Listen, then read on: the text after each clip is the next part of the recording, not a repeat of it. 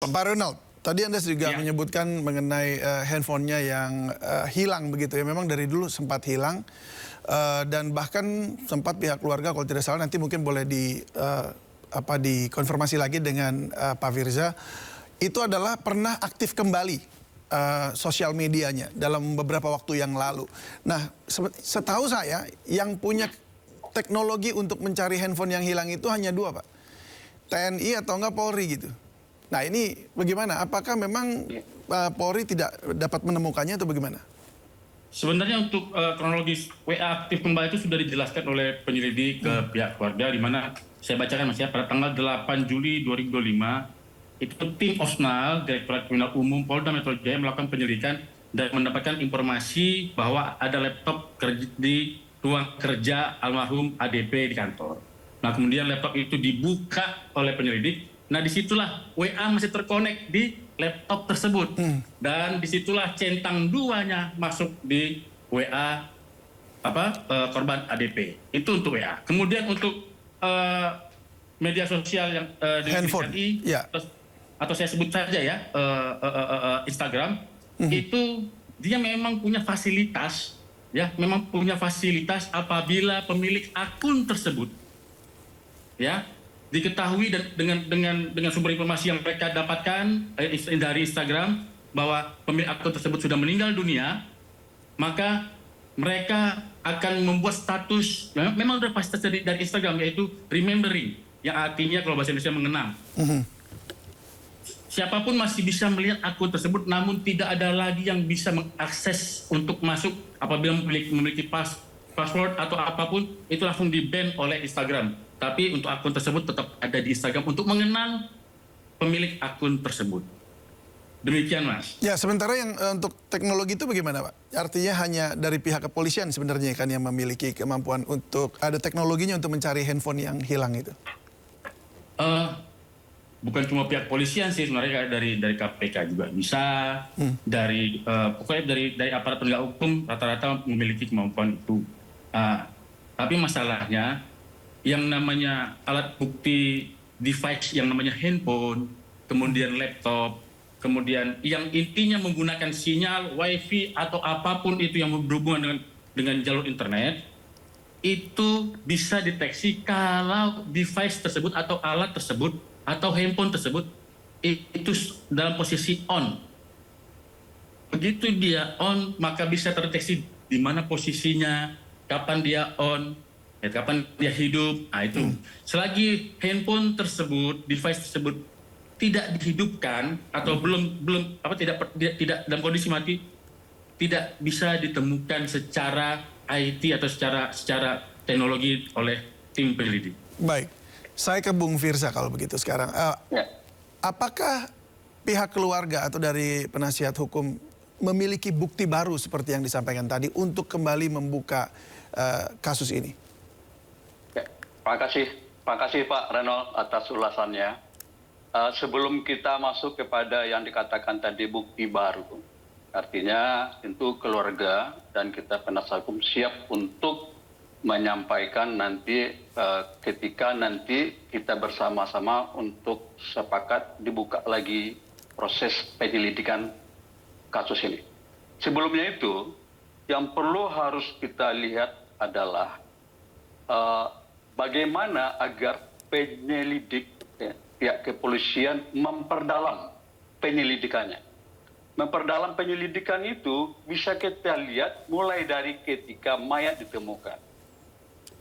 Kalau di sini kita melihat ada suatu keraguan atau kita lebih tepatnya mendorong agar penyidik agar supaya lebih bagaimana agar kasusnya terungkap sesuai dengan fungsi kepolisian yang profesional. Karena kita yakin, kita tahu bahwa kepolisian negara Republik Indonesia dituntut untuk bekerja secara profesional. Kita mulai dari ketika penemuan mayat. Penemuan mayat itu ditemukan oleh penjaga kos Siswanto. Dan di situ harus diperdalam lagi, ya. Ketika ditemukan, ketika mayat dalam keadaan tertutup di selimut. Logikanya saja mana mungkin apabila seorang yang meninggal dunia menyelimuti dirinya sendiri. Ini mungkin dari penyidik nanti bisa lihat lagi bagaimana mendalami proses penyelidikan ini agar supaya lebih terang. Yang kedua, kalau kita lihat ada kejanggalan, bagaimana mungkin ya ketika seseorang merenggut nyawa, meninggal atau dikatakan dia bunuh diri, akan tapi tempat alas tidurnya, spraynya itu tidak ada semacam perubahan. Biasa-biasa saja, seolah-olah tidak ada suatu hentakan atau suatu aktivitas fisik yang mengakibatkan menebus ajal ini. Ini harus didalami. Dan mungkin juga sampai kepada hal-hal yang lain. Ya. Hal-hal yang lain itu seperti tadi sampaikan Pak Ronald, adalah bukti-bukti tentang laptop, ya, tentang HP yang belum ditemukan. Tapi kalau boleh beranjak dari mendalami dari ketika awal, ya, mayat ditemukan, ini jelas akan bisa membuka tabir gelap selama ini. Dan di sini artinya Anda juga, ada bukti baru sebenarnya Pak? Ada novum begitu? Gini, sebelum kita menyampaikan ada bukti baru, kita menyampaikan analisa secara yuridis, secara fakta tentang kejadian-kejadian.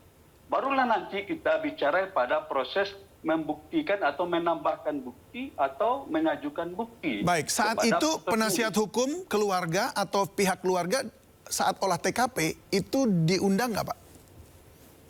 Itu datang kemudian. Maksudnya datang Jadi kemudian bagaimana Pak? Di sini pun juga kita meragukan dalam konteks objektivitas. Ketika proses itu ditemukan mayat, itu seperti TKP-nya tidak steril. Sedangkan untuk suatu tindak pidana atau suatu kejadian peristiwa hukum, jelas itu harus polis lain itu harus memang benar-benar steril.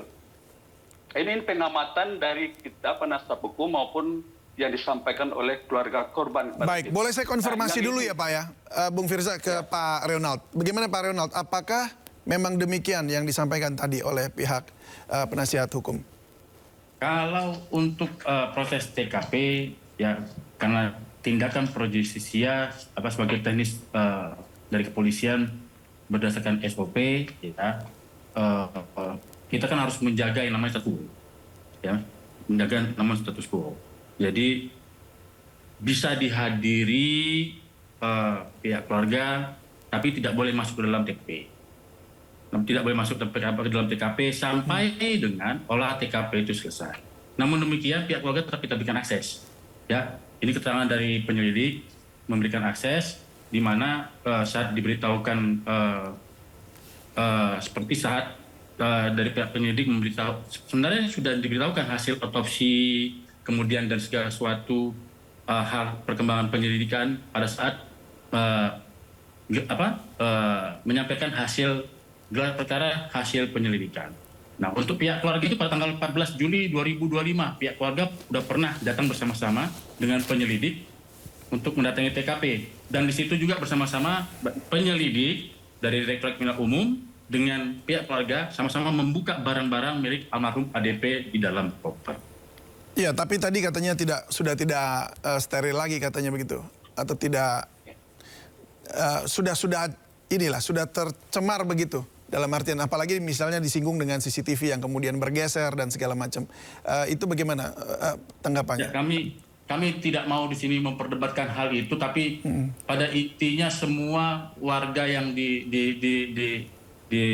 TKP tersebut melihat seluruh tindakan kepolisian, kemudian banyak juga yang menyaksikan bagaimana tim dari olah TKP bahkan sempat melakukan olah TKP ulang untuk meyakinkan apakah masih ada barang bukti, alat bukti lainnya yang masih bisa digunakan untuk membuktikan ini tindak pidana apa sih, siapa sih pelakunya, dan motifnya apa. Nah, seperti itu. Baik, terima kasih banyak sekali lagi untuk penasihat hukum keluarga ADP Firza Bensani Tanjung dan juga Kasubit Penmas Bid Humas Polda Metro Jaya AKBP Renold Simanjuntak. Terima kasih sudah berbagi bersama kami. Semoga semua ini ada jalan keluarnya. Ada titik terangnya. Salam sehat selalu.